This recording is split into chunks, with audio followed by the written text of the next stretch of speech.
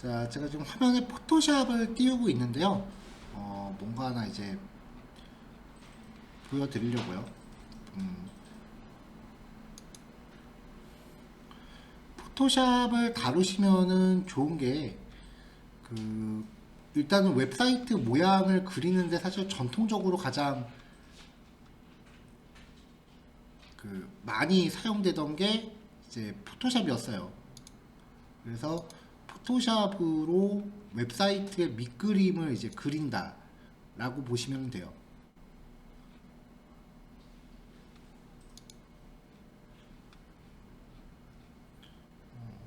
뭐 제가 뭐 일일이 뭐 따로 포토샵으로 뭐 그걸 보여드릴 필요는 없을 것 같고, 이제 웹사이트 PST라고 검색을 해보면은 많이 이렇게 웹사이트의 모양을 포토샵으로 그려놓은 파일들이 되게 많아요. 그러니까 포토샵으로 진짜 그리는 거예요, 페이지 모양을.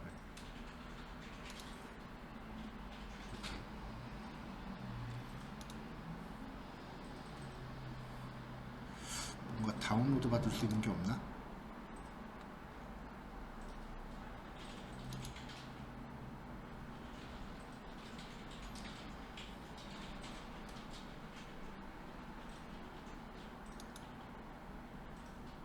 뭔가 다운로드가 됐네요.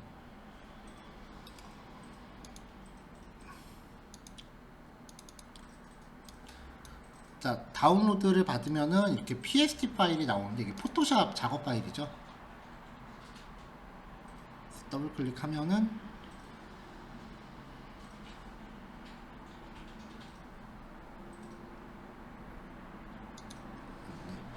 이런 식으로 이제 포토샵으로 이제 웹사이트를 그려요, 진짜로. 이제 이거를 이제 어, 이미지로 내보내기 해서 그걸 보고 이제 그대로 HTML 코딩을 하는 거예요. 그래서 퍼블리싱 작업하시는 분들이 포토샵을 다루면 이런 부분에서 이점이 되게 커요.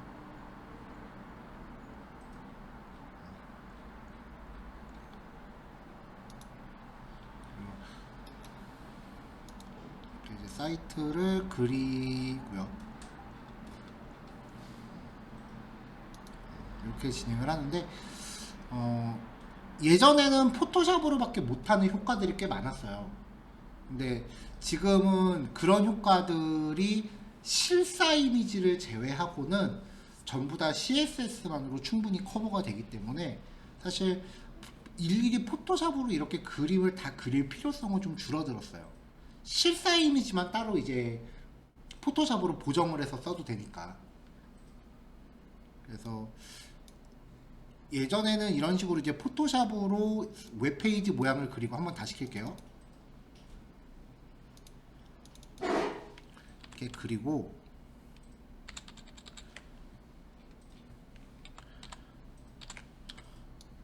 포토샵 툴 중에 보면은 슬라이스 툴이라는 게 있거든요.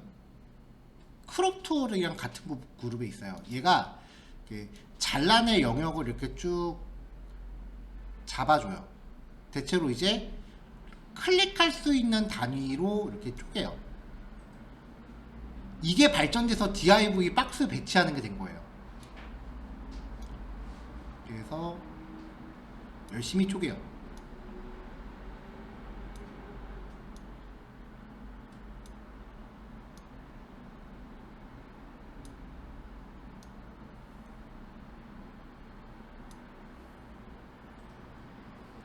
여기 같은 경우는 보통 슬라이드니까 이제 이게 통째로 들어가겠죠.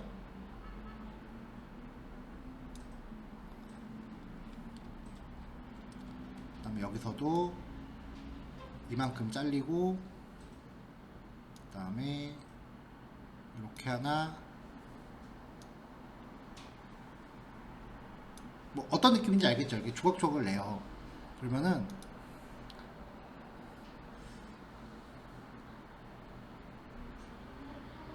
불 하나만 더 꺼줘요. 자,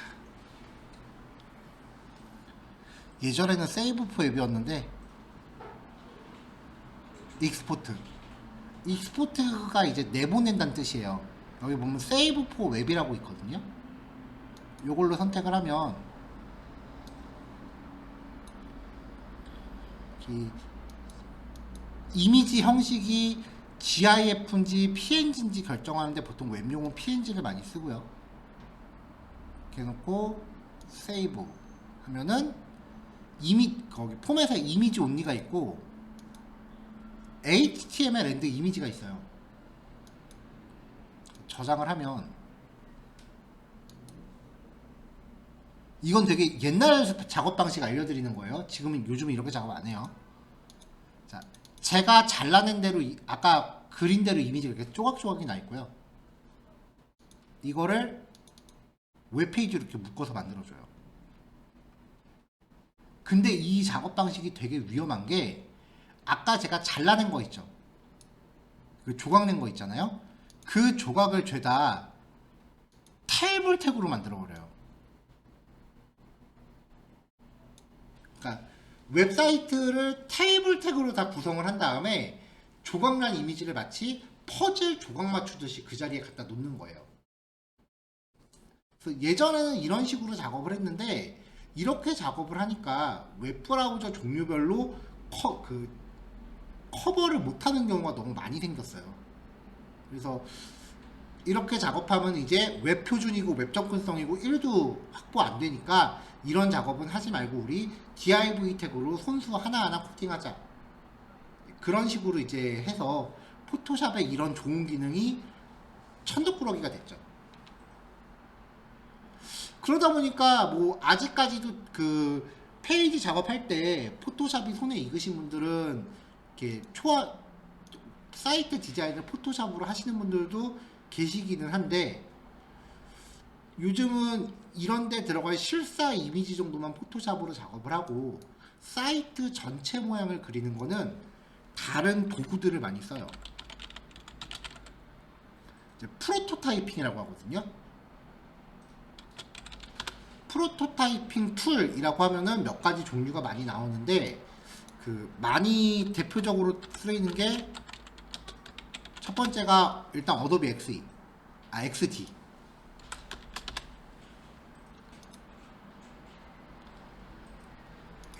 이런 식으로 생긴 프로그램이에요.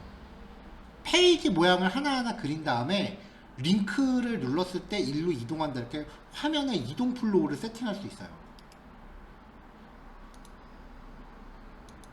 이런 식으로요. 요거 뭐 누르면 어디로 간다, 또 뭐 누르면 어디로 간다, 이런 식으로 화면에 이동 플로우를 이렇게 연결을 한대요. 그러면 이거를 이제 실제 웹브라우저나 모바일 폰에서 직접 미리 보기가 돼요.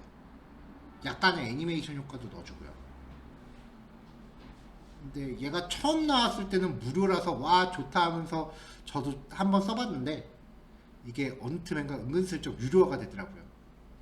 그래서 지금은 좀 저도 멀리한 지 좀 오래됐고요. 그 다음에 뭐 몇 가지가 또 많은데 그 중에 또 유명한 게 이제 피그마라고 하는 프로그램이에요.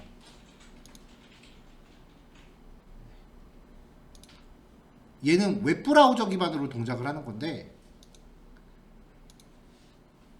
이런 식으로 페이지의 모양을 직접 그려볼 수 있는 도구예요. 근데 도구의 모양이 포토샵이라기보다 약간 파워포인트에 더 가까워요. 쓰는 방법이. 네모 그리고 네모 배치해서 색깔 넣고 약간 굴곡 처리 좀 주고 실사 이미지 끌어다가 이렇게 배치하고 약간 파워포인트 쓰는 느낌하고 비슷해요. 그래서 얘 같은 경우는 러닝 커브가 굉장히 적어요.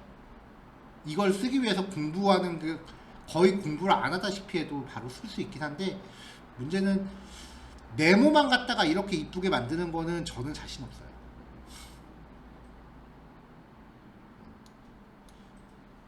그래서 이런 피그마나 이런 그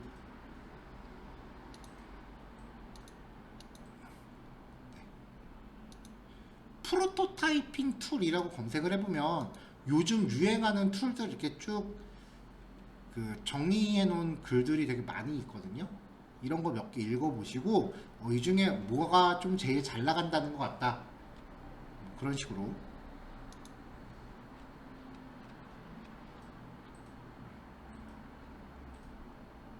뭐 장단점 이렇게 해놓고 뭐 이런 식으로 이용 가격 뭐 이런 것들 정리해 놓은 글들이 많으니까 한 번씩 읽어보시고 어떤 거 하나를 콕 집어서 한번 사용법을 조금 탐구해 보시면 좋을 것 같아요. 아마 지금 저 소개해드린 도구들이 책으로는 아마 없을 거예요. 책으로 쓰기에는 방법이 적어요. 근데 혼자 그냥 이것저것 만지면서 공부하기에는 그래도 뭔가 자료 같은 게 좀 있으면 좀 좋은 그런 애들이니까 유튜브 같은 거 보면 좀 많을 수도 있겠다. 포토샵 공부하시는 분들이 많이 계신다고 해서 한번 이것도 다루시면 좋습니다. 뭐 이렇게 말씀을 드린 거고요. 자, 일단은 우리는 코딩 배우는 거의 목적이지 저는 도구에 대한 거는 일단 우리 주제에서 좀 벗어난 거니까 참고 정도로만 말씀을 드릴게요. 어쨌건 포토샵 PS라고 쓰죠 보통. 포토샵 아니면은 아까 제가 말씀드렸던 게 피그마, 네, 이런 류를 통해서 결국은 내가 코딩하고자 하는 웹사이트를 그림으로 미리 그려보는 거잖아요. 그러면은 박스 사이즈 같은 거를 알고 싶으면 포토샵 에서 뭐야 선택툴 같은 걸로 가로 세로 사이즈 얼마인지 픽셀 재보고 색상이 뭔지 알고 싶으면 스포이드로 찍어보고 그렇게 해서 정보를 취득해서 내가 코딩을 해야 될 거 아니에요. 그래서 포토샵 PSD건 피그마건 이런 류의 툴들이 일단 그림을 다 그리고 나면은 제플린이라는 프로그램으로 파일을 보내요. 그럼 얘가 작업 내역을 분석을 해서 뭐 사이즈라든지 색상이라든지 그런 CSS에 들어갈 수 있는 각종 코드 값들을 얘가 분석을 해줘요. 그걸 보고서 이제 코딩을 하는 거예요.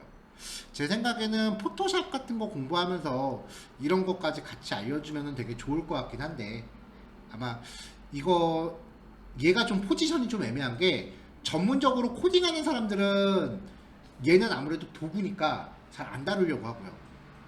그리고 포토샵을 전문적으로 하는 분들은 디자이너 마인드가 되게 세요.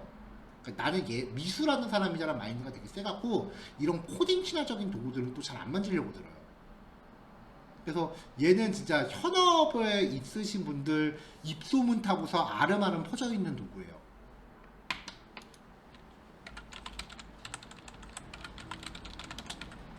뭐 당장 제플린 포토샵이라고 검색해보면 포토샵 작업 PSD를 제플린으로 보내는 방법 이렇게 있잖아요. 되게 많거든요, 내용. 유튜브도 있네. 자, 클릭하면 이제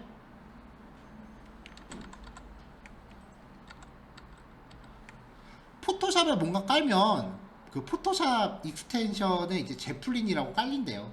이걸 누르면은 포토샵 작업 결과물을 제플린이라는 걸로 보낼 수 있는데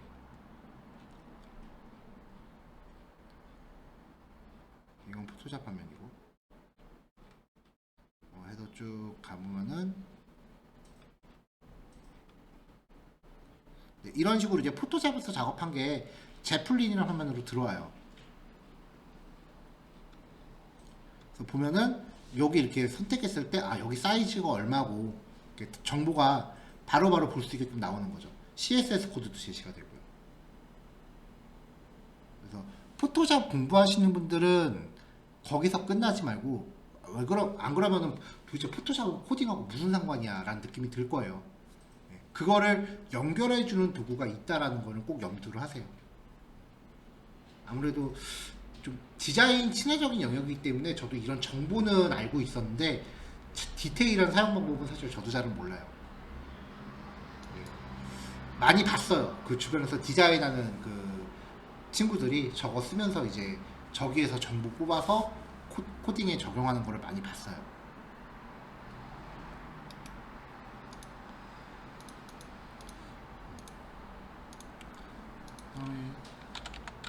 피그마, 제플린 검색해도 피그마로 설계하려면 제플린으로 보내기 이게 또 나와 있으니까 이 제플린이라는 프로그램이 지원하는 도구가 되게 많아요.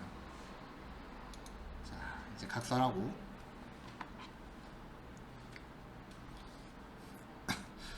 자, 오늘 소개해드릴 속성은요, 디스플레이라고 하는 속성이에요. 이 속성은 블록 레벨과 인라인 레벨의 특징을 결정짓는 속성이에요.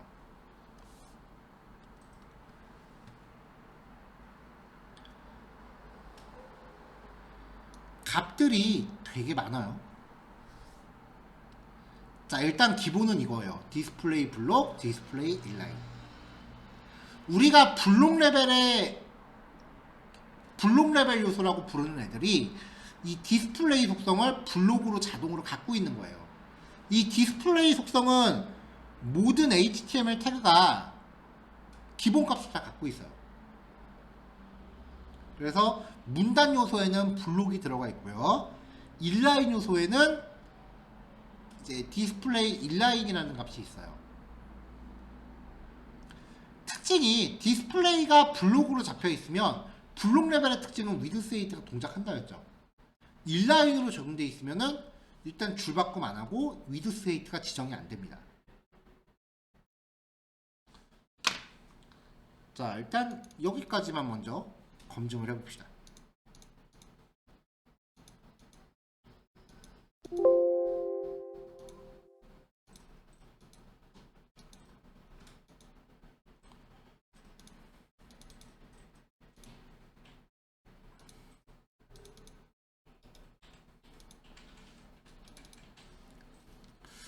자, 1번 예제예요.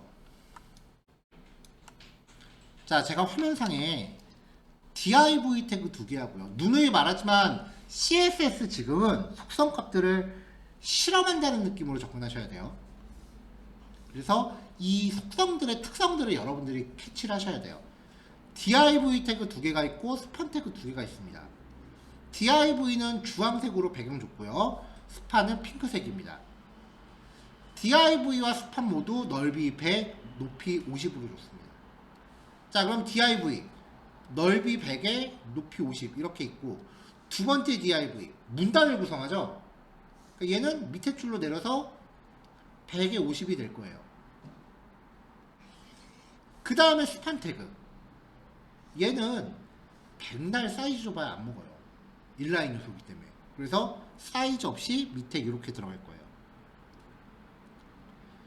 그 다음 스판 태그는 줄바꿈 안 하고 옆으로 이렇게 갈 거예요. 자, 만나봅시다.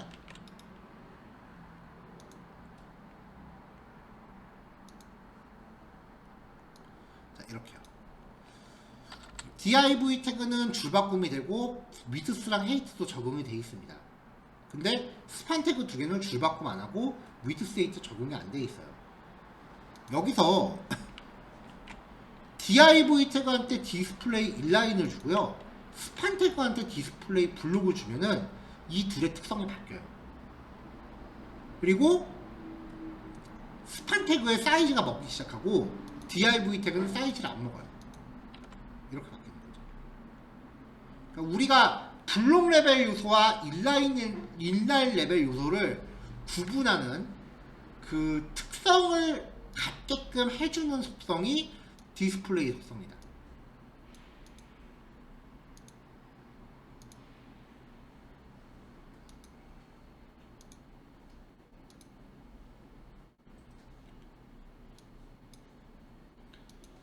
자, 그 다음에 이제 인라인 블록이라는 게 있어요. 얘는 그 블록과 인라인의 공통 특성만 뽑아놓은 건데, 블록 레벨 요소는 위드스 헤이트가 적용이 되고요. 인라인에서는 줄바꿈 안 한다. 요 두 가지를 믹스한 거예요. 크게 지정이 가능한 문장 요소가 돼요. 디스플레이 노는 어떤 요소를 화면에 표시하지 않도록 숨깁니다. 그러니까 디스플레이가 논으로 지정되면 화면이 안 보여요. 그래서 왜 웹페이지 쓰다 보면 보였다 안 보였다 하는 애들 있죠. 마우스 올리면 스르륵 나오고 마우스 벗어나면 안 나오는 애들. 그런 애들이 이 디스플레이 속성을 논으로 줬다가 나중에 딴 걸로 바꿔치기 하는 경우가 많아요.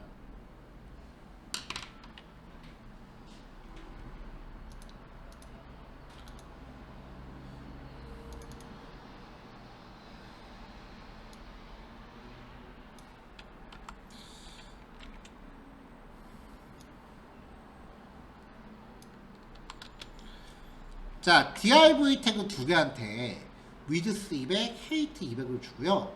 그 다음에 배경 색깔을 다르게 줬습니다. id 값으로 구별해서 다르게 줬어요. 자, 확인하면은 문단이니까 이렇게 바뀌어 있겠죠. 자, 여기서 디스플레이 인라인을 주면은 문장처럼 옆 한 줄로 나열되지만 사이즈는 풀린다 그랬죠. 이렇게 되는 거죠. 사이즈가 풀리고 옆으로 가는 거죠. 자, 그래서 이제 디스플레이 인라인 블록이라고 주고 나면 사이즈를 갖는 문장 요소가 돼요. 사이즈를 그대로 유지한 상태에서 옆으로 가는 거죠.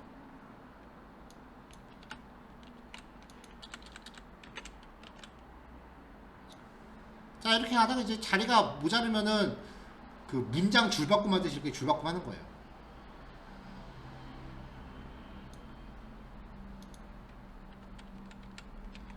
자, 근데 여기 보면은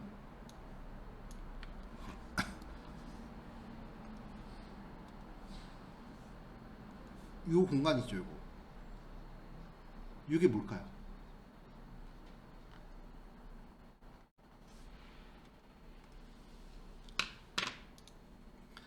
자, HTML은 띄어쓰기 백날 해봐야 먹는다 안 먹는다? 안 먹죠. 띄어쓰기 한 칸으로밖에 인식을 안 해요. 마찬가지로 엔터키 백날 쳐봐야 먹는다 안 먹는다? 안 먹죠. 이것도 띄어쓰기 하나로밖에 인식을 안 해요.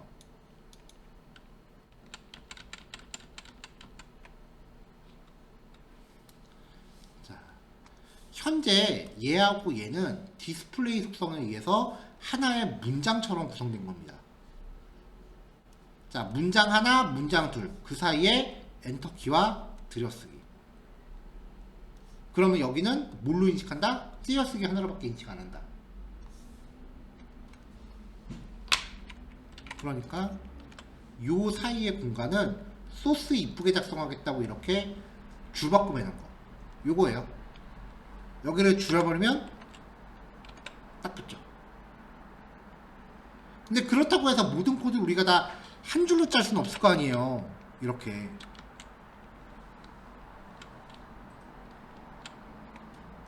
그래서 이제 한 가지 꼼수를 알려드리면, 여기서 주석을 열고 여기서 주석을 막으면 줄바꿈한 게 주석 처리가 돼서 화면상에 공간이 안 생겨요.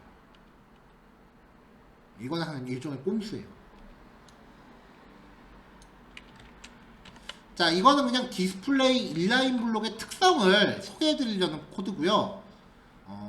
실제로는 이렇게 해서 이제 내 박스 옆으로 붙이면 갤러리 같은 거 만들 수 있을 거 아니에요. 근데 실제로는 디스플레이 인라인 블록을 쓰지는 않아요.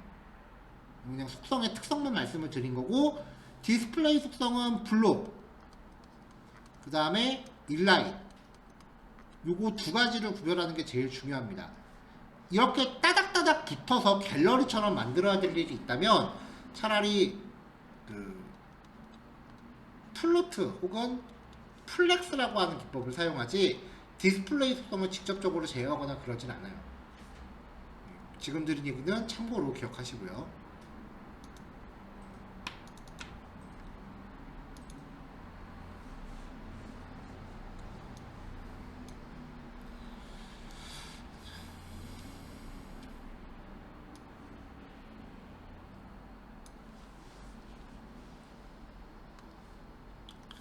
자, 디스플레이 플렉스, 아이템들을 가로 방향 혹은 세로 방향으로 배치할 수 있게 배치할 수 있는 방법을 주는 거고요. 요소를 정렬할 수 있는 가장 효율적인 방법을 제공합니다. 그러니까 디스플레이 속성 중에는 얘가 제일 갑이에요. 근데 얘를 오늘 다루지는 않을 거예요. 왜냐면 디스플레이 플렉스라는 게 생긴 지가 얼마 안 돼요. 그리고 별로 기능이 없던 CSS 세상에 예제가 많아봐야 이 정도씩밖에 없는데, 갑자기 디스플레이 플렉스라고 하는 애가 딱 등장을 하더니 굉장히 많은 기능이 여기 몰빵이 됐어요. 그래서 이 플렉스 요거 하나는 14단원에서 따로 요 속성 하나만 소개할 겁니다. 이따만큼. 그래서 플렉스라고 하는 거는 지금 오늘 섣부르게 얘기할 게 아니라 하루 날 잡고 제대로 얘기해야 될 거니까 요거는 오늘 미룰 거고요. 나머지는 안 쓰니까 그냥 무시하셔도 됩니다. 자, 나머지 디스플레이 속성의 응용에 대해서는 여기 3, 4, 5번 예제랑 관련된 거거든요. 그러니까 시간이 조금 이르긴 한데 1교시는 제가 일단 여기서 끊을게요. 지금 35분인데 요거 두 개 한 10분 남짓도 안 걸릴 것 같아요. 확인해 보는데. 그러니까 쉬는 시간 겸 적당히 하시고 대신에 제가 2교시 시간을 좀 당겨서 시작할게요. 7시 50분에 시작할게요. 자, 조금 이따 봅시다. 자, 넘어가도록 합시다.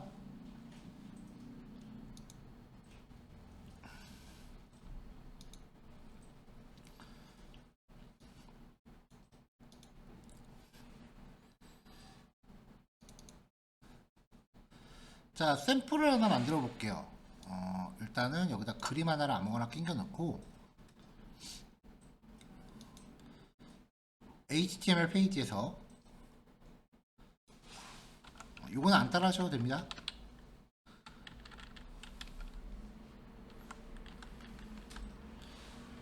자, 링크를 하나 넣고요.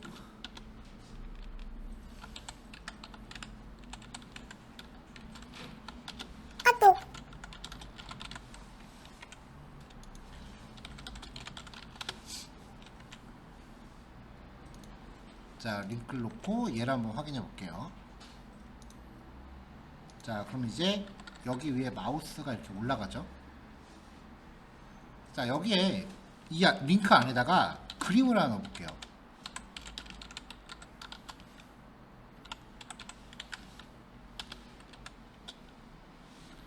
자, 너무 클 테니까 사이즈를 100에 높이도 150 정도로 측정해 봅시다. 자, 그럼 이제 그림하고 글자는 기본적으로 한 줄로 나온다 그랬죠? 자, 지금 링크가 이미지하고 그 다음에 텍스트를 같이 감싸고 있어요. 그쵸? 이런 식으로 있으면 여기에 보통 이제 그림이 있고 여기에 제목, 소제목, 내용 뭐 이런 식으로 이제 컨텐츠가 있으면 상식적으로 우리가 생각하기에는 이만큼은 다 클릭할 수 있을 거라고 생각을 해요. 근데 기본적으로 링크가 있으면 자, 그림 위에서 마우스 바뀌었죠. 글씨 위에서 마우스 바뀌었죠.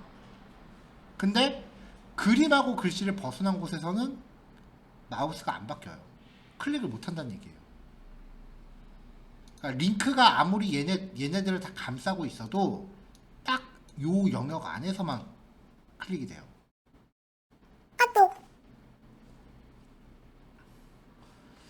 해결책은 이 A 태그한테 위드스하고 헤이트를 부여하면 이 사이즈 영역 안에서는 클릭이 된다는 거예요. 꼭 그림이랑 글씨 위가 아니라고 하더라도 링크에 뭐 클래스 점 링크라고 해서 여기에 클래스 링크를 부여하고 여기서 위드스 500 픽셀 높이 200 픽셀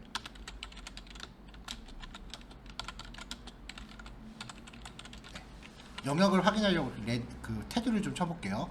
이렇게 하면 이 사이즈 위에서는 클릭이 되는데 보시면 테두리 영역을 그림에 삐져나가고 여전히 여기 클릭이 안 되죠.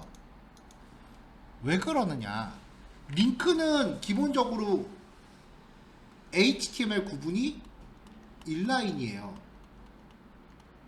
인라인한테는 위드스랑 헤이트 줘봤자 쓸모가 있다 없다?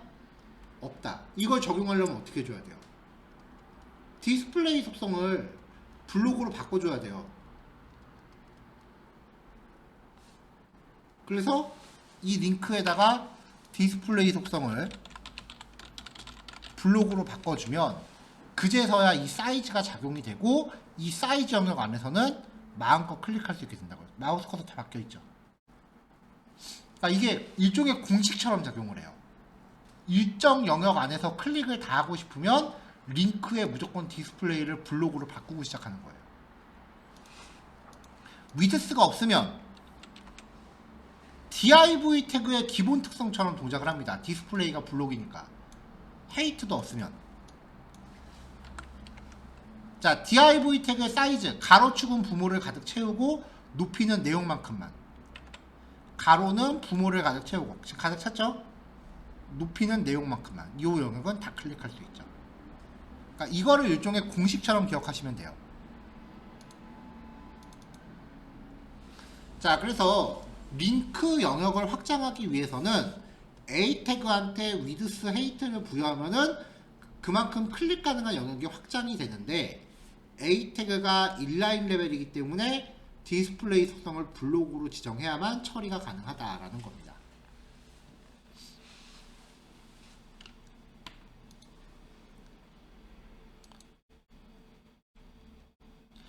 자, 그래서 여기 보면은 A 태그가 지금 4개가 있고요. 클래스 전부 링크라고 돼 있어요.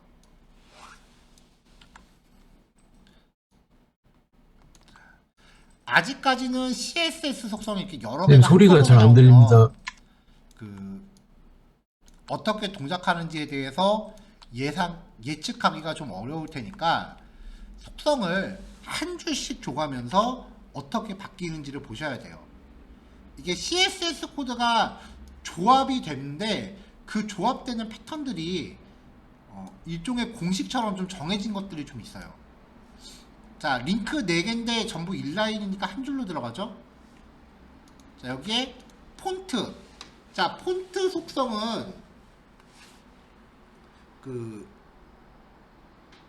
스타일, 그 다음에 웨이트. 스타일은 이탈릭 혹은 논, 웨이트는 볼드, 두껍게 혹은 L이었나? 그 다음에 노멀, 그리고 사이즈, 폰트 사이즈, 슬래시 긋고 라이네이트, 그 다음에 패밀리. 이렇게가 한 세트로 갔었습니다. 여기서 스타일하고 웨이트하고 라이네이트는 필요 없으면 생략해도 돼요. 그리고 얘네끼리는 순서가 바뀌어도 상관없어요. 자, 지금 여기서는 스타일하고 웨이트는 명시를 안 했으니까 기울인 꼴이 아닐 거고, 그 다음에 굵기도 일반 굵기일 거예요. 글자 크기는 14에 라이네이트는 40.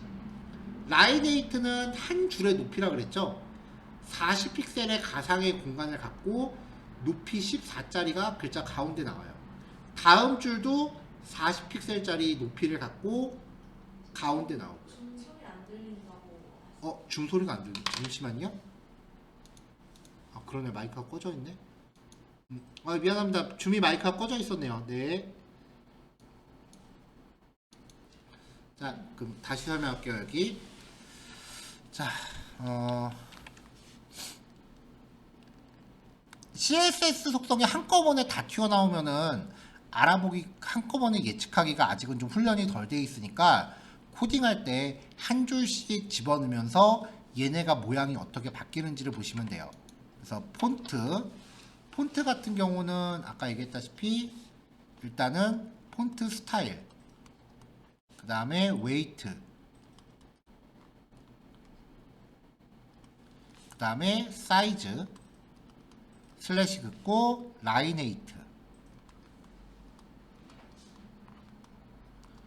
마지막으로 패밀리. 이것들을 이제 띄어쓰기로 구별을 하는데, 스타일 같은 경우는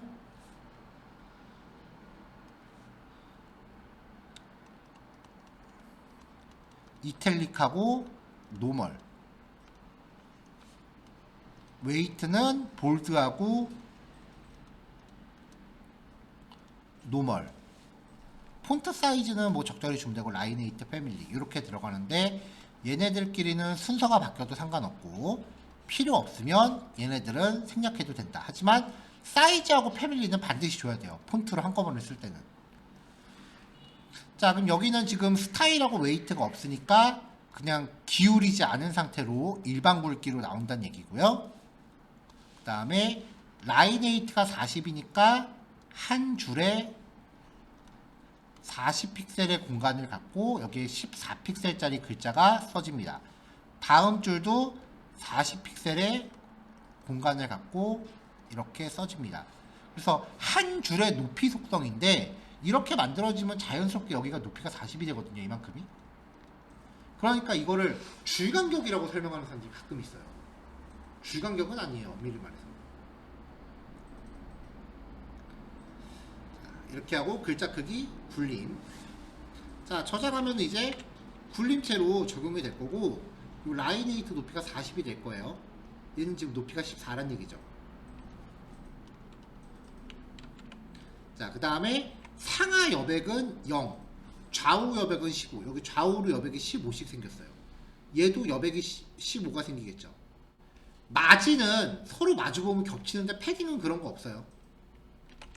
그래서 이만큼이 15, 이만큼이 15. 그래서 도합 30이 되겠죠. 자, 그 다음에 글자 색깔 까만색. 텍스트 데코레이션 논. 밑줄 없앴습니다. 자, 그 다음에 디스플레이 블록을 주면은 얘네가 전부 문단으로 특성이 바뀌어요. 그러니까 이렇게 나오죠. 자, 여기 높이가 40, 라인 웨이트가 있으니까 여기도 40, 여기도 40, 여기도 40. 자, 위드스 오토 헤이트 40.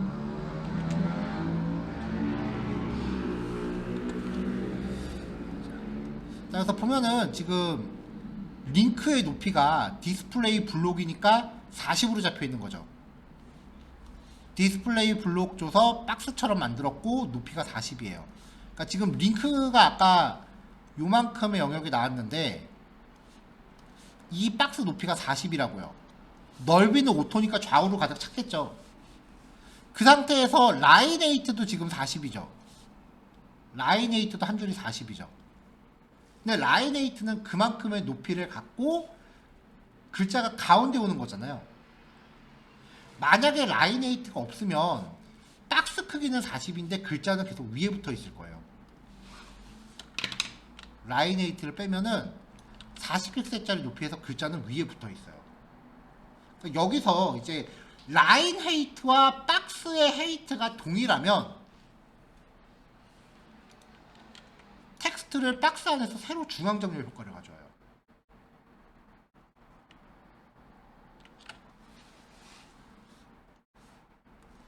디스플레이 블록의 박스의 사이즈가 40으로 지정되어 있고 그리고 라인 웨이트가 40으로 지정되어 있으면 이 40픽셀짜리 박스 안에서 텍스트를 새로 중앙 배치를 합니다.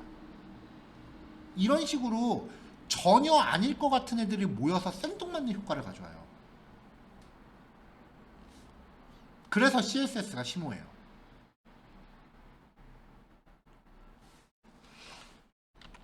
자, 그 다음에 테두리를 아래쪽으로만 1픽셀로 칩니다. 자, 그냥 테두리라고 치면 테두리를 보더라고만 주면은 상하좌우 다 먹을 거 아니에요. 근데 지금 여기는 위에 이렇게만 주고 싶은 거예요. 양쪽 옆을 뚫어두고. 그래서 보더 보텀만 줬어요. 여기에 보더, 그럼 위에가 뚫려 있죠. 저거를 보완하려고 보더 탑을 주면 어떻게 되느냐?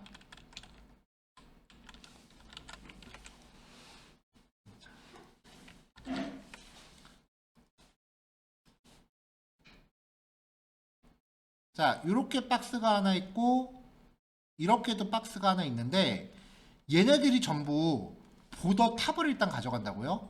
상단 라인, 밑에 것도 상단 라인 가져가죠. 그 다음에 보더 보텀도 가져가요.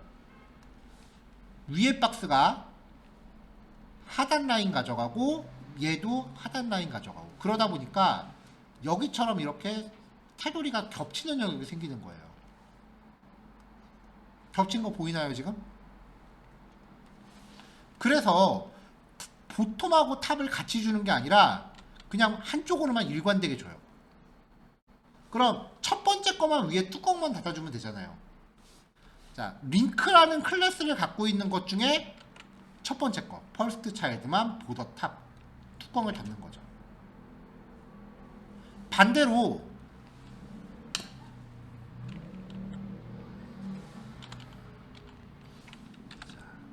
얘한테 전부 다 보더 탑을 줬다. 그러면은 위에다 이렇게 태그를 치니까 마지막 거 밑에가 뚫려 있을 거 아니에요. 이럴 때는 점 링크의 마지막 거 라스트 차일드한테 보더 보통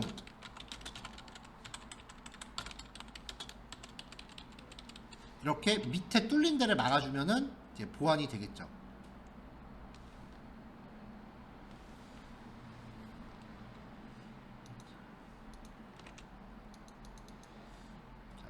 급하게 하다가 뭐가 좀 잘못 들어갔나 보네요. 지금 얘는 접목이 안 되는데 어쨌든 이론은 그렇습니다. 자, 급하게 해서 안 나오는 거는 그냥 넘어갑시다. 어디 코딩 잘못한 것 같은데. 자, 보톰 들어가고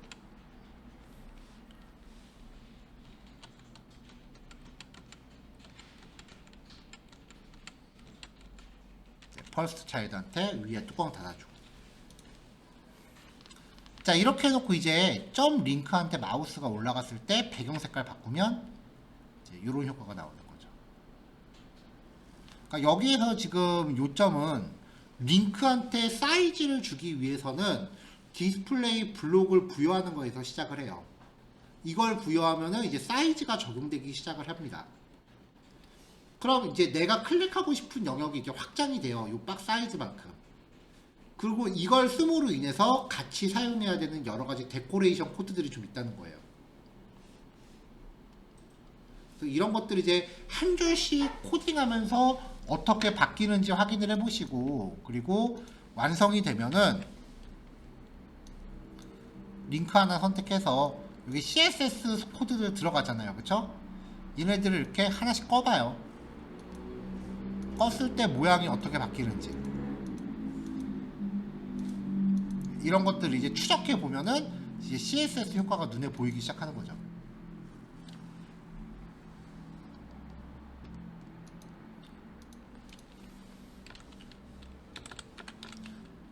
그래서 평상시에 웹서핑 같은 거 할 때도요, 그냥 보고 지나가지 마시고 이거 어떻게 만들었을까 싶으시면 아무 웹사이트나 그냥 찍어보세요.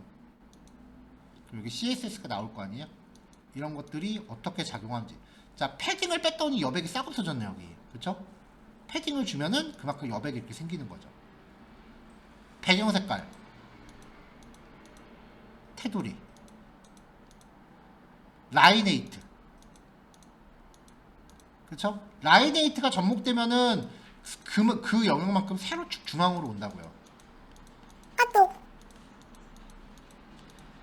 포지션은 아직 안 배웠으니까 뭐 상관없는데 얘는 꺼두면 지금 별 영향이 없네요.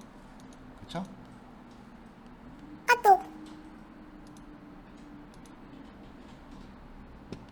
자, 오버플로우 히든. 플로트는 우리 아직 안 배웠고. 패딩.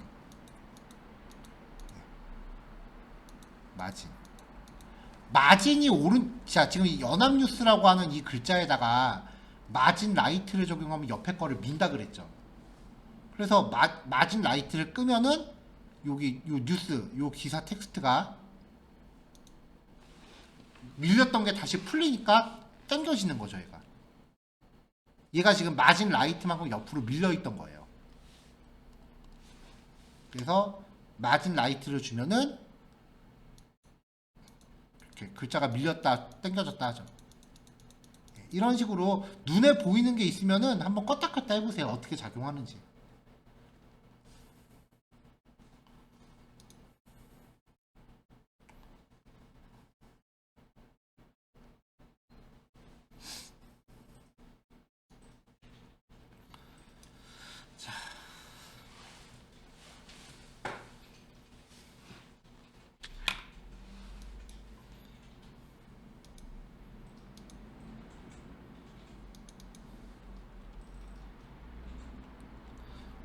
자, 두 번째 예제는요. 조금 업그레이드 한 거예요. 이렇게. 아까는 링크 하나에 한 줄씩 들어갔었는데 이번에 링크 하나에 제목하고 컨텐츠에서 이렇게 두 줄이 들어간 거죠.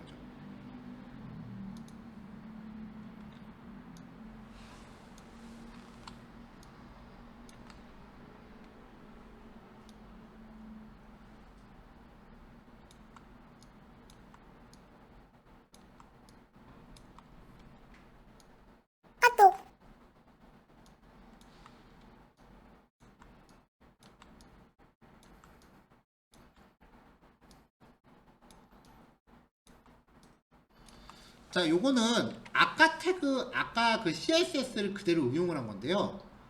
보통 링크 안에 제목하고 컨텐츠가 들어가면 A 태그 자체는 HTML로 봤을 때 인라인 요소죠.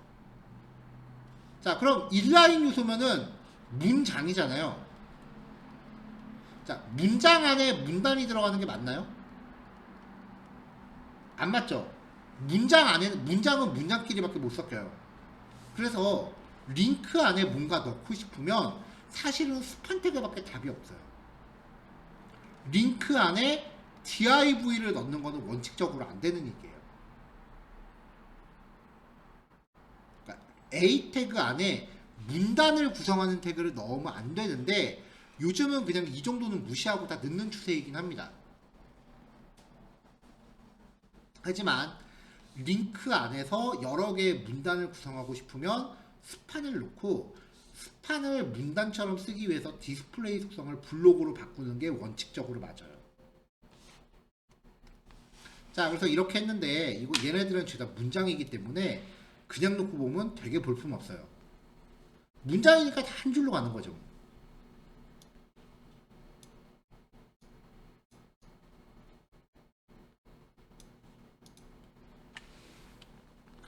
자, A 태그에는 링크라는 클래스 공통적으로 있고 제목에는 서브젝트, 내용에는 DESC라고 넣습니다.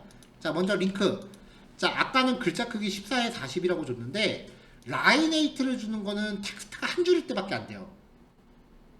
두 줄로 들어가면 이거 조절하기 좀 힘드니까 두 줄일 땐 잘 쓰지 말고 글자 크기를 일단 16픽셀의 굴림으로만 바꿨어요. 자, 여백을 아까는 상하는 없고 좌우를 줬는데 이번엔 상하 10에 좌우 15를 줍니다. 근데 현재 인라인이죠. 인라인은 상하로 작용하는 건 안 먹어요 원래. 그래서 지금 이 10이 지금 안 먹혀 있는 상태예요. 글자 색깔 깜장색, 밑줄 제거. 자, 이제 디스플레이 블록을 줍니다. 그러면 상하 여백이 먹혀 있어요. 0으로 바꿔볼까요? 상하 여백이 이렇게 빠졌다가 10으로 주면은 상하 여백이 먹죠. 위드스 오토, 넓이는 가득 채우고 높이도 오토, 높이는 내용만큼만. 고정된 사이즈를 주는 거는 한 줄일 때는 유리한데 여러 줄이 들어갈 때는 높이를 고정값을 쓰면은 오히려 디자인 자체가 더 힘들어요. 내용만큼 사이즈가 자동으로 잡힐 테니까 내용으로 조절하는 게 차라리 나아요. 자, 아까처럼 아래쪽 테두리 닫히고요. 위에 뚜껑 덮읍시다. 여기까지 아까랑 별 차이 없죠? 자, 그 다음에 마우스 올렸을 때 배경 색깔 잡아주고, 자, 링크 안에 스판, 얘네들 스판. 현재는 이 스판 태그들이 전부 문장처럼 나오고 있는데 디스플레이 블록을 바꾸면 제목과 내용이 이제 문단처럼 줄바꿈이 될 거예요. 이렇게. 그쵸? 줄바꿈 됐죠? 자, 지금 끝에 가면은 줄바꿈 되죠? 문장이 많으면. 자, 화이트 스페이스 노랩을 주면 줄바꿈 안 한다 그랬죠? 줄바꿈 안 하고 옆으로 뚫고 나갑니다. 이때 텍스트 오버플로우 일립시스와 오버플로우 히든을 같이 주면 말존임 효과 된다 그랬죠.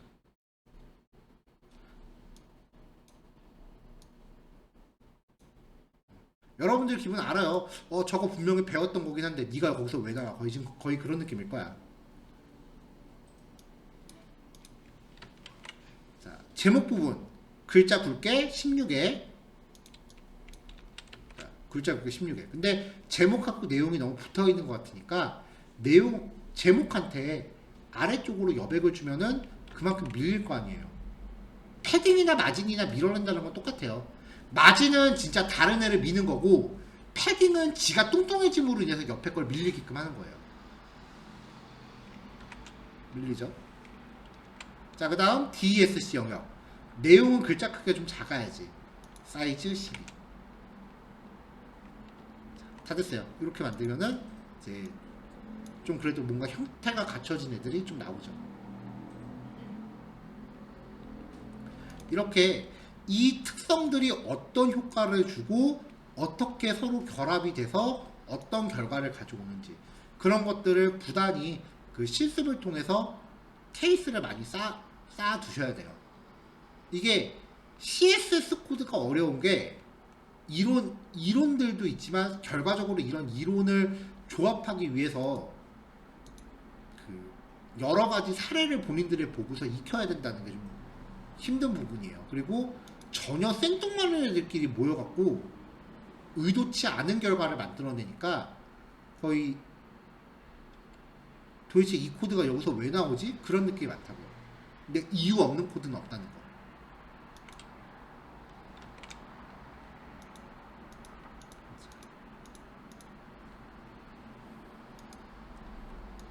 자, 마지막으로 하나요.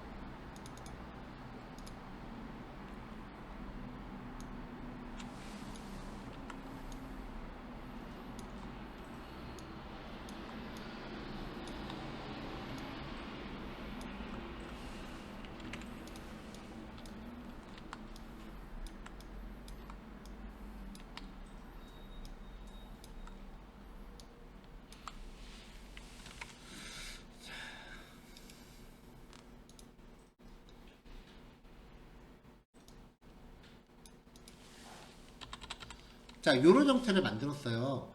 여기 위에 H1 태그랑 P 태그랑 요 카피라이트 요거는 안 건드릴 거예요. 얘네만 건드릴 거예요, 현재. 자, 목록 정의 태그를 가장 활발하게 쓰는 거는 사이트 메뉴예요. 근데 목록 정의 태그가 기본적으로 땡땡이들이 별로 안 이쁘니까 쓰기가 좀 곤란할 수도 있는데 일단 메뉴는 무조건 목록 정의 태그입니다. 그래서 이 목록 정의 태그를 어떻게 활용하는지를 보여드리려고 해요. 일단 바디 태그에 여백 다 없앨게요. 여백 없어졌죠? 자, A 태그에 밑줄 빼고 글자 검은색, 글자 크기랑 글꼴 잡아줍니다. 잡혔죠? 이제 UL 태그. 바디 태그에 마진하고 패딩 들어가듯이 UL 태그도 지금부터 들어가는 코드는 거의 공식입니다. 먼저 리스트 스타일을 논이라고 주시면 앞에 있는 땡땡이들이 없어져요. 근데 이쪽으로 발생하는 이 여백은 여전히 있어요. 그리고 위쪽과 아래쪽으로도 공간이 좀 있죠. 자, 우리가 알고 있는 모든 여백 관련 특성들을 줘봅시다. 패딩 0으로 줄게요. 자, 좌우 여백이 없어졌죠? 그러니까 지금 얘는 왼쪽에 약간의 패딩이 원래 있었구나 라는 걸 알 수 있는 거죠. 그 다음에 마진도 0으로 끕시다. 자, 위아래가 좁혀졌죠. 얘가 아래쪽으로 여백도 좀 갖고 있구나 라는 것도 알 수 있어요. 이 여백들을 0으로 끄는 게 중요한 이유가요, 이 여백의 기본 크기가, 자, 아까 제가 여기 밑에 이만큼의 공간이 있었잖아요. 이 공간이 만약에 20이었다고 칩시다. 근데 내가 궁극적으로 주고 싶은 그 사이즈는 50이었어. 그럼 20을 기본적으로 갖고 있으니까 얘를 잘 조절해서 30 정도의 크기를 주면 될 거 아니에요. 근데 이 기본 여백 사이즈가 브라우저 종류마다 값이 다 틀려요. 그럴 바에는 그냥 다 0으로 꺼버리고 처음부터 하자는 거예요. 그래서 목록 정의할 때 이 코드가 무조건 필수입니다. 이렇게 하면은 이 목록 정의의 태그 구조가 div 태그를 중첩한 거랑 비슷하게 여겨져요. 자, li 태그한테 아래쪽 테두리 또 주고요. 구분선 같죠? 첫 번째 거한테 뚜껑 덮어줍니다. 아까랑 비슷하죠? 자, 이렇게 되면 이게 메뉴면은 여기 한 줄을 다 클릭할 수 있을 거라고 생각을 하는데 기본적으로 링크는 글자 위에밖에 클릭을 못 한다 그랬죠. 그리고 그거를 해결하기 위해서 우리는 A 태그한테 디스플레이 블록을 줍니다. 그러면 A 태그의 사이즈는 가로축으로는 부모 가득, 세로축으로는 내용만큼. 그러니까 한 줄을 온전히 클릭이 가능하죠. 근데 너무 따닥따닥 붙어 있으니까 A 태그한테 여백을 좀 줘요. 근데 여백을 주면은 여백만큼 사이즈가 커지잖아요. 그래서 위드스 오토를 줘서 자동 계산하게끔 만들어요. A 태그에 마우스 올리면 배경 색깔 바꿉시다. 자, 다 됐어요. 이런 식으로 해서 이제 목록 정의 안에 A 태그가 들어갈 수 있다. 여기서도 공식이 하나 나오는데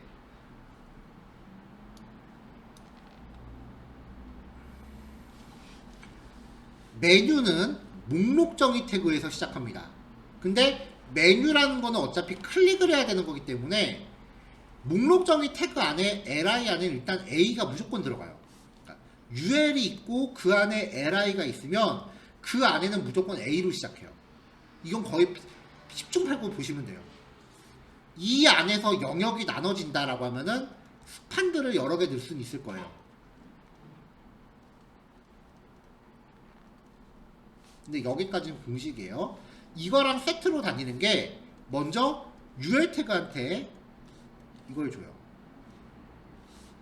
li 태그한테 뭐 테두리 같은 거 좀 주고 a 태그한테는 디스플레이 패딩 적절히 오토. 거의 지금 이 구조는 공식처럼 따라다닙니다. 자, 여기까지 해서 이제 디스플레이 속성을 조절해서 쓰는 방법들에 대해서 이야기를 했습니다. 자, 요거 정리하시고요. 9시에 만납시다. 자, 요번에 소개할 속성은요, 플루트라고 하는 속성입니다. 이 플루트는 다음 단원에서 나오는 플렉스라는 속성이 나오기 전까진 화면 구조를 배치할 때 굉장히 많이 쓰이던 속성인데 사실 지금은 플렉스에 좀 밀리긴 했어요. 그래서 이 플렉스를 잘 다루면 사실 플루트가 그렇게 비중이 커지지는 않지만 그래도 이전 플렉스가 좀 난이도가 좀 꽤 높거든요.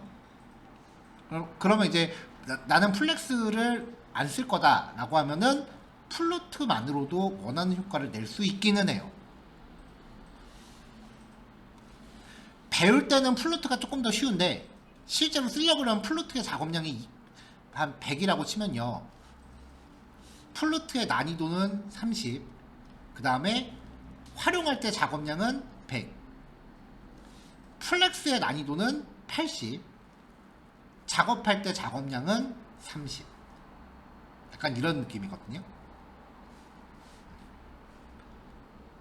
자, 어쨌건 잘 한번 해봅시다. 기본적으로 플루트는요, 어떤 박스를 부모의 왼쪽이나 오른쪽에 고정을 시켜요. 그리고 문장이 그 옆으로 흐르게 하는 속성이에요. 플루트라는 속성에 왼쪽에 놓고 싶다 플루트 레프트, 오른쪽에 놓고 싶다 라이트. 논이라고 하면은 플루트를 없애버리는 거고, 이너릿은 부모값을 상속. 근데 이너릿은 거의 잘 안 써요. 레프트, 라이트. 요거 두 개가 제일 중요해요. 일단 요거만 봅시다. 자, 저거 한 줄 갖다가도 할 말이 많아요.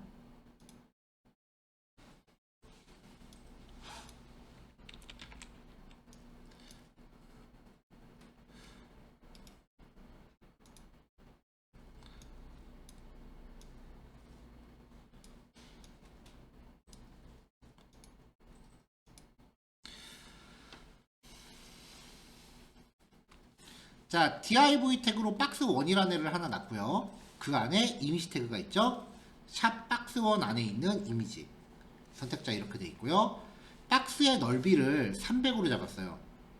그 다음에 그럼 이게 이제 요만큼이 넓이가 300이라는 얘기예요. 자, 근데 패딩이 10이니까 위아래 10씩 다 여백이 있는 거죠. 자, 그럼 실제 넓이는 위드스가 300에 패딩이 10이니까 실제 넓이는 320이 되겠죠. 근데 거기에 테두리가 또 1이에요. 그럼 322가 되죠. 왜냐면 양쪽에 선 하나씩 있으니까. 1픽셀짜리가 양쪽에 하나씩 있으니까 2를 더해야죠. 그 다음에 마진은 상하로는 0이고요. 상단, 그 다음에 오른쪽, 그리고 아래쪽, 왼쪽 이렇게 10이에요. 위에부터 시계 방향이라고 그랬죠. 이렇게. 자, 그래서 지금 아래쪽에 여백이 10 정도 작용돼 있고 이쪽에 10 정도 작용이 돼 있는데 요 여백을 준 이유는 조금 이따 얘기할게요. 자, 이 상태에서 지금 박스원이 문단이고 그 밑에 피태그들이 이렇게 쭉 있으니까 다 문단을 구성해서 이렇게 늘어지잖아요. 자, 이따가 실습할 때 여기 문장은 아무 뉴스 기사 조금씩 복사해서 갖다 넣으시면 돼요. 자, 이 상태에서 div한테 플루트 라이트를 줘요. 그러면 지금 이 div가 얘가 부모 안에서, 즉 바디 안에서 오른쪽에 고정이 돼요. 그리고 글자가 그 옆에 이렇게 빈 곳을 흐르게끔 이렇게 메꿔놔요. 왜 뉴스 기사 같은 거 보면은 이런 식으로 화면 많이 보자. 이런 거 만들 때 쓰는 게 기본적으로 플루트예요.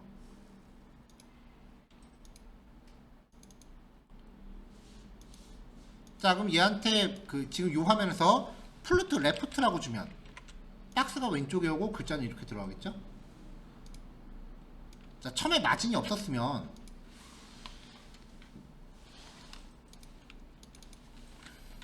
다시 라이트. 마진이 없었으면은 여기하고 여기가 좀 답답해요. 그래서 이쪽으로 내용들을 좀 밀어낸 거예요. 그래서 마진을 준 거죠. 자, 마진을 주고 저장을 하면 내용하고 밑에가 좀 공간이 생기죠. 그러려고 이제 마진을 좀 준 거예요. 자, 이번에는 플루트를 2개 한번 써보죠.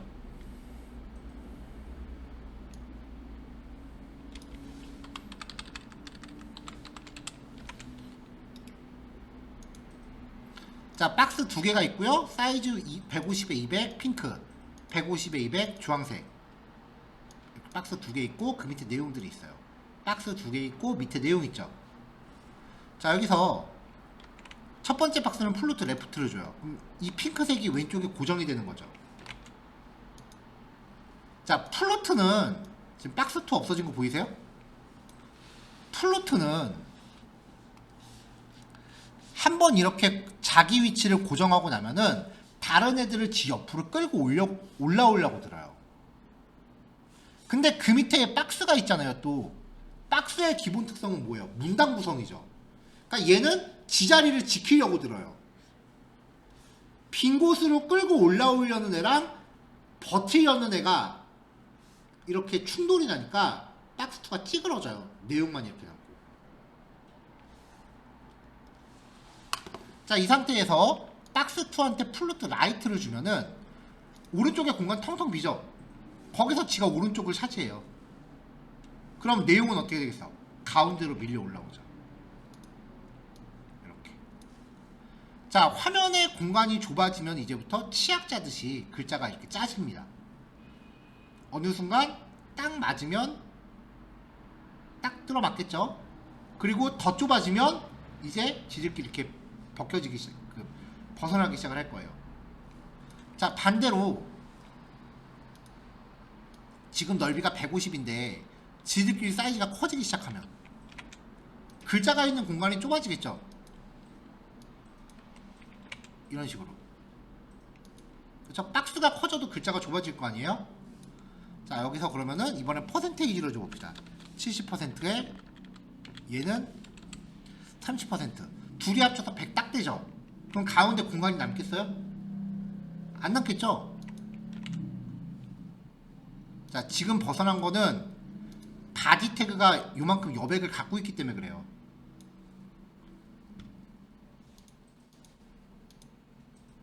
아, 30픽셀 30%. 내가 잘못 줬네. 자, 이렇게 딱 틀어맞게 되겠죠. 사이즈가 맞으면. 자, 여기서 여러분들이 포커스를 맞춰야 되는 게 얘네가 커져서 텍스트가 완전히 공간이 없으니까 밑으로 밀렸다가 아니에요. 문단을 구성하는 애들을 그러니까 기본적으로 문단 구성은 세로 배열이잖아요. 그쵸? 걔네들을 드디어 가로로 배열했다는 거야. 이게 포인트예요.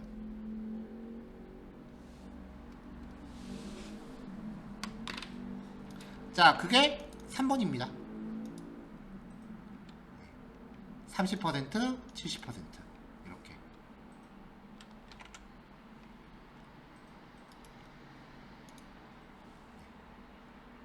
피태그는 그냥 공간 확인하자고 이렇게 테두리 친 거라서 요건 중요한 거 아니고 박스 두 개가 화면을 양분할 수 있었다라는 게 중요한 겁니다. 현재 30, 70이죠.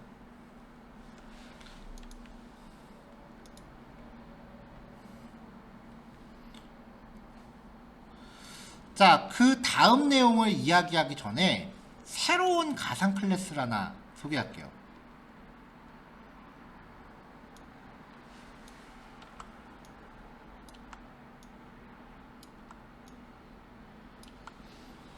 자, 가상 클래스 애프터하고 비포예요. 패런트 땡땡 애프터, 그 다음에 패런트 땡땡 비포 라고 하면 비포는요, 비포는 내용의 전이에요. 내용의 비포, 내용의 애프터예요. 패런트 입장에서 내용은 지금 얘죠. 거기에 비포라고 하면 여기를 뜻해요. 애프터라고 하면 여기를 뜻해요. 차일드의 비포는 여기겠죠? 차일드의 애프터는 여기에요. 그러니까 쉽게 정리하면 비포는 시작 태그 직후, 시작 태그 직후. 패런트의 비포, 애프터는 종료 태그 직전, 종료 태그 직전. 얘네들은 특징이요, 다른 CSS는 못 쓰는 속성을 써요.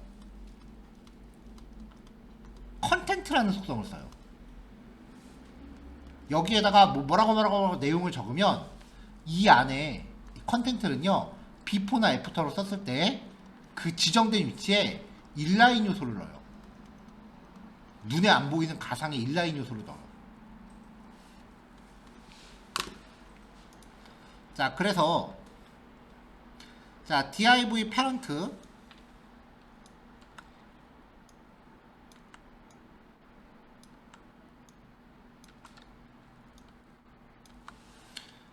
자, 패런트 사이즈 250에 테두리 5, 배경 색깔 노란색, 마진 오토, 가운데 정렬이죠.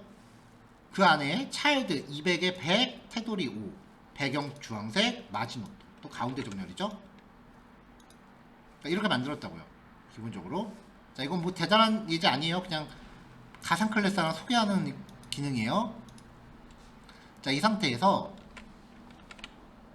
차일드의 애프터, 차일드 애프터라고 하면은 종료 태그 직전이라 그랬죠? 반대로 기억하세요. 거기다가 컨텐트로 내용을 넣으면은 CSS가 HTML에 관여를 해요. 박스원 뒤에 글자가 들어가죠, 이렇게.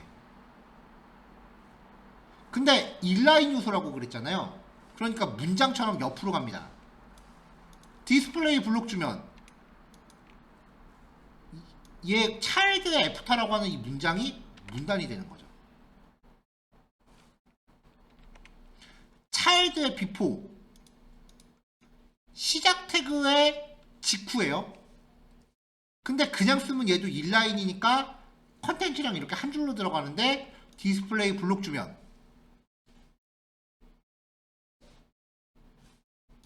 문단으로 바뀌겠죠. 패런트 애프터, 패런트 비포.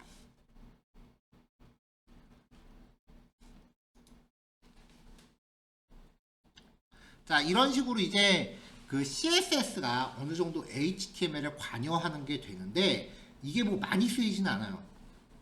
뭐 다른 케이스로 쓰는 경우도 종종 있긴 한데 지금부터 제가 소개해드리는 거 딱 하나만 기억하시면 돼요.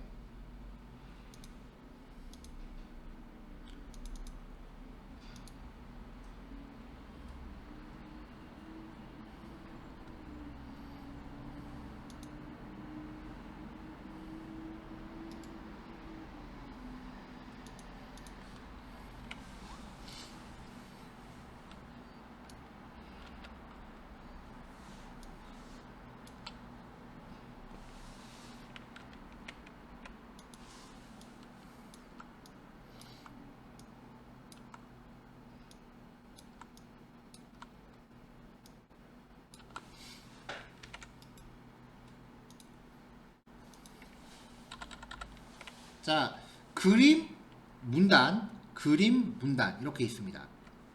자, 여기 보시면은 이제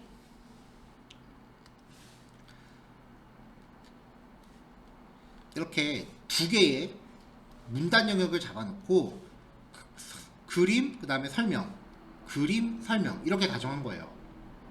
이거를 이제 그림이 하나 딱 있고 그 옆에 문단 내용 이렇게 설명하는 내용 이렇게 들어가고 그 다음에 그 옆에 그림 넣고 문단 설명하는 거 이렇게 넣고 이런 식으로 좀 잡지처럼 구성을 해볼게요. 자, 먼저 박스1과 박스2 위드스 300 패딩 10 테두리 박스1과 박스2 모두 사이즈를 300으로 줬는데 그림 사이즈가 지금 300을 넘거든요. 자, 위드 스테이트는 일단 사이즈 주문 고정이라 그랬죠. 그러니까 여기 테두리 보시면 여기에요 지금 테두리가. 그쵸? 근데 그림이 더 크니까 그림이 삐져나간 상태야 지금.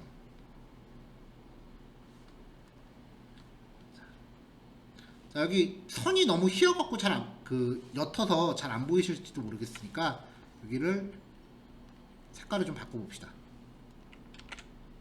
자, 선 끊긴 거 확실히 보이죠? 박스 사이즈는 이만한데 그림이 더 크니까 삐져나간 거예요. 그러니까 이제 그림이 저 안에서 차려면은 자, 박스2 마진 조금씩 줬고요. 그림의 크기를 넓이를 100%로 잡으면 부모를 기준으로 100%라 그랬죠. 그러니까 그림의 사이즈가 박스에 가득 차게 됩니다. 자, 그 다음에 이제 박스1한테 플루트 레프트를 줘요. 그럼 얘가 왼쪽 고정, 문장이 위로 이쪽으로 끌려 올라오겠죠. 이렇게. 자, 뭐 문단 됐네요. 그 다음에 박스2한테 플루트 라이트. 그럼 얘가 오른쪽으로 가겠죠. 그럼 내용은 밑으로 이렇게 끌려 올라올 거 아니에요. 자. 근데 이 경우에는 화면 창에 따라서 얘네들 배치가 이렇게 막 지멋대로 바뀌어요. 문단 간에 서로 간섭이 돼요. 제가 처음에 하고 싶었던 거는 화면 넓이에 상관없이 그리고 텍스트 양에 상관없이 여기서 딱 문단이 쪼개지는 거예요. 그래서 밑에 있는 요 그림은 아예 여기부터 새로 나오는 거지. 이렇게 문단 간의 경계를 확실히 구별하고 싶은데 플루트의 특성이 뭐냐면은 한번 이렇게 시작하면 지금 플루트를 얘한테 준 거거든요. 얘한테. 근데 HTML 태그의 중첩 관계를 뚫고 다른 애들까지 끌고 올라오려고 들어요. 그 결과 지금 얘가 요 옆으로 끌려온 거예요. 얘가. 그러니까 문단에 간섭이 생긴다고요. 플루트는 잘못 쓰면. 이거를 해결하려면 지금 딱 이렇게 태그를 구분 지은 이유가 여기에 관련된 내용은 얘니까 얘만 이렇게 한 문단처럼 끌고 올라오고 여기에 관련된 애는 딱 이렇게 끌고 올라오고 여기서 문단을 쪼개고 싶다라는 거였거든요. 근데 플루트는 한 번 사용하면은 계속해서 다른 애들을 끌고 올라온다고요. 그래서 해결책은 새로운 문단이 시작하기 전에 여기에 적용했던 플루트를 여기서 오프 시켜야 돼요.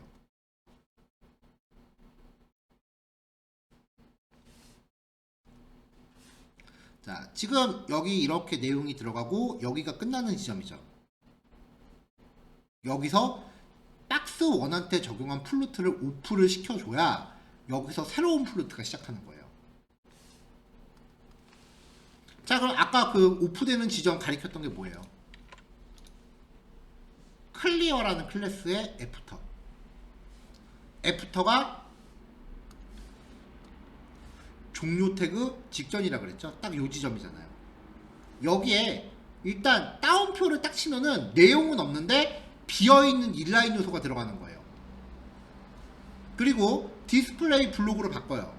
그 다음에 이전 플루트 속성을 오프 시키려면은 요 값 두 개를 같이 적어줍니다. 클리어 보스. 클리어라는 게 플루트 클리어예요. 레프트도 클리어, 라이트도 클리어. 그 뜻이거든요. 그 다음에 플루트를 논으로 다시 바꿔버려요. 근데 그럼 디스플레이 블록은 도대체 왜 들어갔느냐? 플루트 속성이 원래 디스플레이 블록에밖에 안 먹어요. 인라인 요소한테는 안 먹어요, 플루트가. 자, 이렇게 주고 나면 딱 여기서 문단이 끝나니까 이렇게 내용이 아무리 없어도 완벽하게 문단 경계가 생기는 거죠. 이게 플루트를 사용할 때 주의하실 점이에요.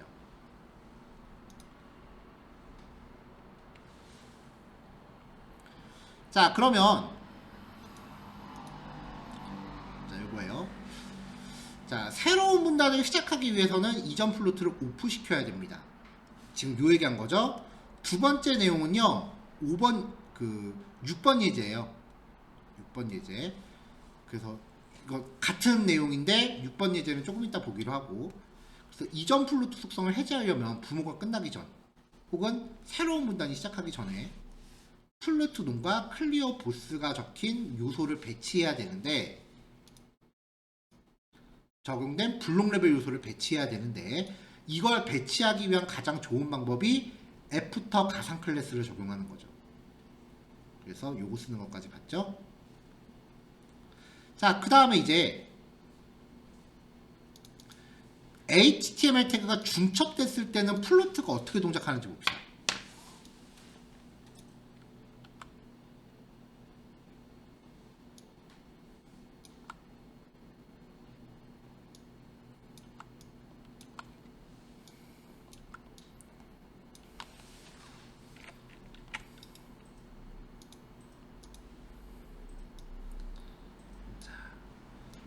그림을 하나 놨어요. 그림을 감싸는 박스가 있고요. 거기에 div 태그가 또 있고 아래쪽에 하단 영역이 있습니다. css 걸어서 확인해 봅시다. 자, 패런트 테두리랑 여백만 줬어요. 시각적으로 확인만 하자는 거예요, 영역을. 자, 이렇게 돼 있고요. 박스 1 얘죠. 사이즈 300, 여백 10, 테두리, 마진. 회색으로 살짝 들어갔어요. 잘 안 보이지만. 근데 아까처럼 똑같이 박스가 그림보다 작아요. 그래서 그림은 사이즈 100 이렇게 줬어요. 아까처럼 이렇게 해놓고 이제 내용을 또 흐르듯이 간다고 가정한 거예요. 그래서 이 박스한테 플루트를 줄 거예요. 그 다음에 아까 이 아래쪽에 박스 있었죠. 여기를 하기 위해서 이렇게 놔둬요. 자, 지금 이 푸터는 부모랑 대치되고 있는 상황인 거죠. 패런트랑. 패런트는 까만색 선이에요. 까만색 테두리, 까만색 점선. 자, 현재 패런트가 여기 요 까만색 점선으로 이만큼 버티고 있기 때문에 푸터가 여기 있는 거야. 그리고 패런트가 이만큼 버티고 있는 근거는 내용이 이만큼이기 때문에 그래요. 물론 안쪽에 패딩도 좀 있지만. 만약에 이 내용이 없다면 이 패런트가 높이를 차지할 수가 없겠죠. 그러니까 요만큼의 내용이 없다면 패런트는 짜부라들 거예요. 자, 이제 요 내용 옆에, 박스 옆에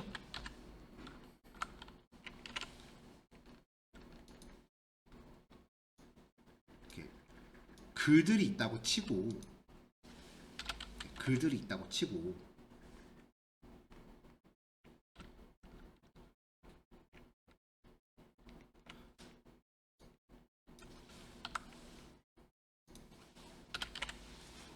글 다시 넣었어요. 이제 박스 원때 플루트 라이트를 줄게요. 이렇게. 여기까지 문제 없죠? 도대체 뭐가 문제야 싶을 거예요. 자, 여기서 이제 지금 여기에 플루트가 적용된 거예요. 그쵸? 플루트가 적용되면은 부모가 얘를 감싸지를 못해요. 그러니까 이 패런트가 지금 감싸고 있는 거는 이만큼의 텍스트예요. 만약에 텍스트가 없으면 부모가 얘를 감싸지 못하고 짜그러집니다. 아까 짜그러질 때 상태 보여줬죠. 텍스트가 없으면 얘가 이만큼을 차지하고 있음에도 불구하고 이 까만색이 이 그림을 감싸지를 못해요. 그래서 이렇게 짜그라들어요. 이만하게. 자, 그 다음에 이 푸터가 지금 버티고 있는 근거는 패런트가 이만큼의 높이를 갖고 있기 때문이라 그랬죠. 근데 패런트가 이렇게 짜그라들면 푸터는 어디 오겠어? 이렇게 온다고요. 결국은 이 그림이 화면 영역을 침범하게 돼요. 이렇게 된다고요. 그림이 화면의 영역을 벗어나서 다른 영역을 막 침범하고 다녀요. 플루트를 잘못 주면. 그래서 이런 현상을 방지하기 위해서 여기에 적용된 플루트가 새로운 문단이 시작하기 전에 오프돼야 된다는 거예요. 그럼 아까처럼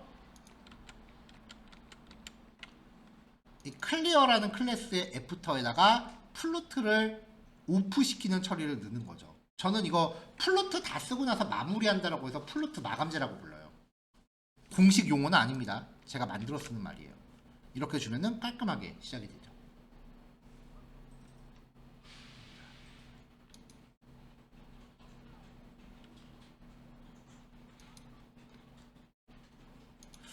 자, 이 이후 내용들은 이제 플루트의 기본 특성들까지 봤으니까 이제 얘네들을 이런 식으로 이제 실제로 배치해서 화면 구조를 잡는 연습이거든요.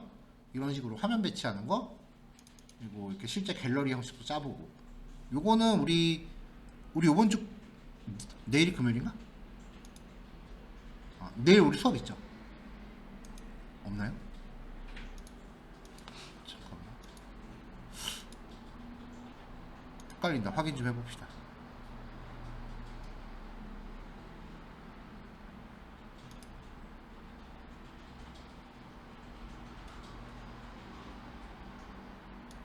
그러네. 3월 7일에 있네. 다음 주 화요일에 있네요. 그러면은 이 플루트 응용하는 거는 이제 오늘은 플루트의 기본 원리만, 쉽게 말하면 오늘은 플루트의 이론만 본 거예요. 플루트의 응용은 다음 시간에 한번 또 시작해 보도록 합시다. 다음 시간에 이제 플루트 응용 보고 그 다음에 그 플렉스라고 하는 거를 이제 건드릴 것 같은데, 적어도 CSS 한 첫 달에 플렉스까지 끝나야 되는데.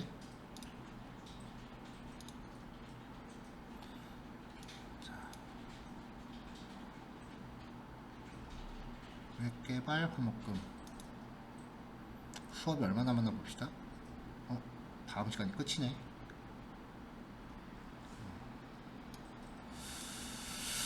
그러면은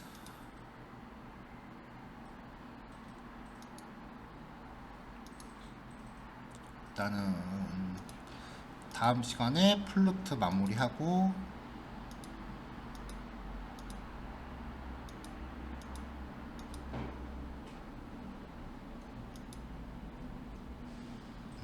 그럼 다음 시간에 플루트 마무리하고요. 14단원은 양이 너무 많으니까 15단원을 먼저 진행을 할게요. 다음 시간에. 왜냐면은 그 다음 주 월요일날 하고 그 다음에 우리가 다시 만날 때까지 중간에 좀 텀이 있어서, 텀이 거의 일주일 가량 있더라고요. 그래서 플렉스 이거 하루에 다 못 끝내서 이거 찌끔하고서 일주일이나 기다리라 그러면 좀 진도가 좀 어그러질 것 같아서 순서를 조금 바꿔서 할게요. 14랑 15단원. 그렇게 하면은 아마 우리 그 다음에 만나면은 아마 한 일주 정도 있으면 CSS가 거의 다 끝날 거예요. 그럼 이제 여러분들 그 첫 번째로 이제 세미 프로젝트 클론 코딩 작업을 몇 개 좀 시키고 그 다음에 자바스크립트로 넘어갈 거고요. 그렇게 진행하면 되고.